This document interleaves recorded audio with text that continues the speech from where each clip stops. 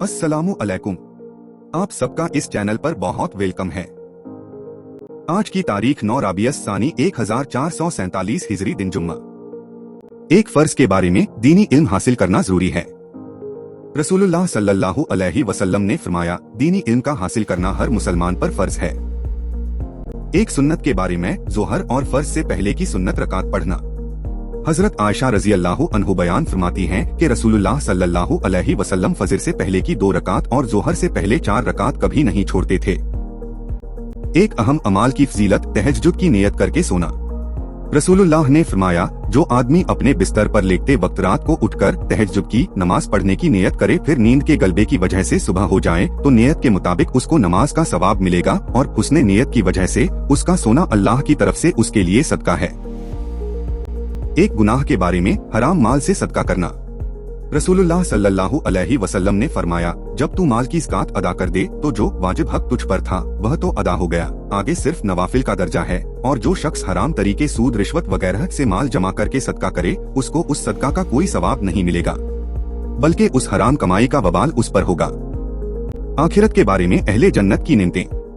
कुरान में अल्लाह ताला फरमाता है, परहेजगारों के लिए आखिरत में अच्छा ठिकाना है, हमेशा रहने वाले बागान हैं, जिनके दरवाजे उनके लिए खुले हुए होंगे, वह उन बागों में तकिए लगाए बैठे होंगे, वह वहाँ जन्नत के खादिमों से बहुत से मेवे और पीने की चीजें मंगाएंगे और उन लोगों के पास नीची नजरों वाली हम उम्र हुर्रे होंगी।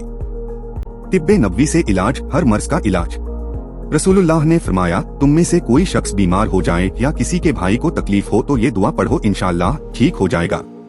रब्बुनल्लाहुलाज़ी फीस समाई तकदसा इस्मुका अमरुका फीस समाई वल अर्धी कामा हिफ्जुका फीस समाई फजल रहमत का फील अर्धी ईक फिर लाना हुबाना व खातायाना अंता रब्बुल तयबीन अंजिल रहमतन मीन रहमतिका व शिफौन मीन शिफाई का आला हाजल वजाई। हे हमारे रब अल्लाह, जो सब जगह है, तेरा नाम बरकत वाला है, तेरा हुक्म जमीन और आसमां में है। जैसे तेरी रहमत जन्नत में है वैसे ही तू जमीन पर भी अपनी रहम कर। हमारे गलत कामों और गुनाहों को माफ कर, इस बीमारी पर अपनी रहम कर और शिफा उतार।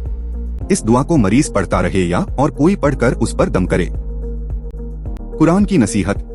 कुरान में अल्लाह ताला फरमाता है, मुसलमान आपस में एक दूसरे के भाई हैं, अगर उनके दरमियान लड़ाई हो जाए तो अपने 2 भाइयों के दरमियान सुलह करा दिया करो और अल्लाह से डरते रहा करो ताकि तुम पर रहम किया जाए।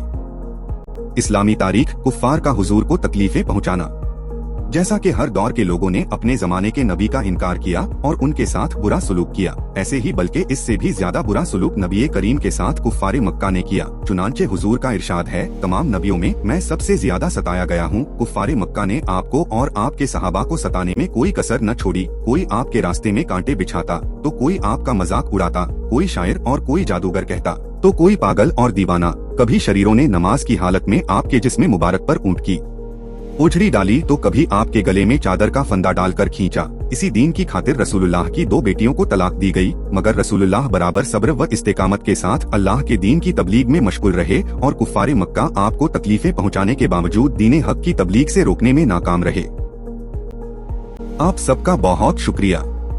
उम्मीद है आप मेरे साथ जुड़े रहेंगे और मेरे चैनल को अपने दोस्तों और रिश्तेदारों के साथ शेयर करेंगे। खुदा हाफिज। इंशाअल्लाह फिर मिलेंगे।